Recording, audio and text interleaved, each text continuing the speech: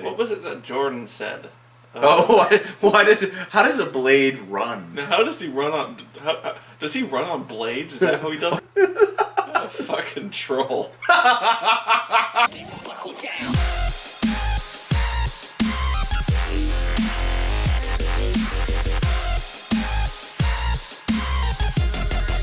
Hey guys, this is Jeremy and Sean here.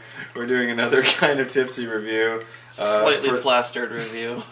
For the Digital Film Festival, we went and saw Blade Runner, and, well, we love this movie. So anyway, if you haven't seen Blade Runner, God knows where you've been. It's the best, it's one of the best sci-fi movies, if not the best sci-fi movie of all time. When we went and saw it, this was actually right as the Super Bowl had started. I made a bet that there was going to be no one in that theater.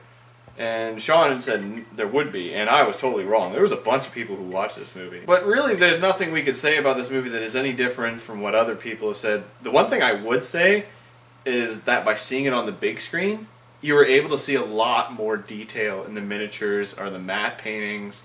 Like at the very beginning when there's the explosions of the fire, the pipe work, much more detail on the Tyrell buildings.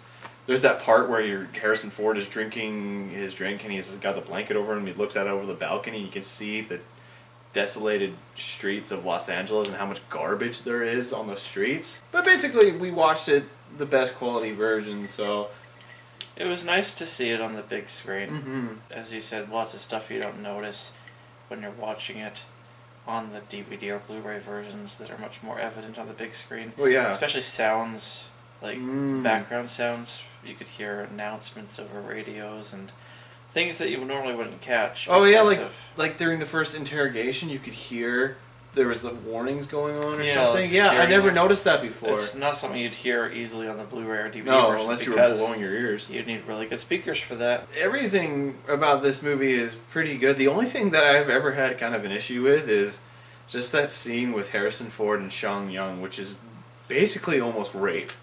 Almost? It's pretty much there. That is class 4 rape. That's the other thing too. I wonder what, did Tyrell make everything down there? They mentioned that one of them was one of the escape replicants was a basic pleasure model, so I assume she has a full working vagina. But I guess the whole point of them is that they are as human as they can be. There's one thing that I kind of wish we could have seen is I wish we could have gone through the special features and looked at all the deleted stuff from the prototypes, because the prototype version had a few things that you and I both liked, like certain conversations, especially with the guy who gets shot at the very beginning. So either way, the visuals obviously are fantastic. It was really great to watch. We won a trivia question. So obviously, if I were to rate this movie, it would be a 7 out of 7. Obviously, there's no question to that. This movie is fantastic in every way. Anyway, guys, the next reviews we're going to do are Alien and Aliens. Super excited for that. Oh, man. Are you excited? Last time I saw Alien and Aliens in theaters, they also played the third movie. But they didn't play the fourth movie, because everyone hates the fourth movie. The fourth movie is like Highlander 2. You question why it happened, and then you end up miserable because you realize it did happen, and there's nothing you can do in your life to prevent that movie from existing. People will continue to watch it in the future. And you'll be sad, for that reason, and only that reason, that the movie will be viewed. Whether the opinions are good or bad, it still blows ass. See you later, guys!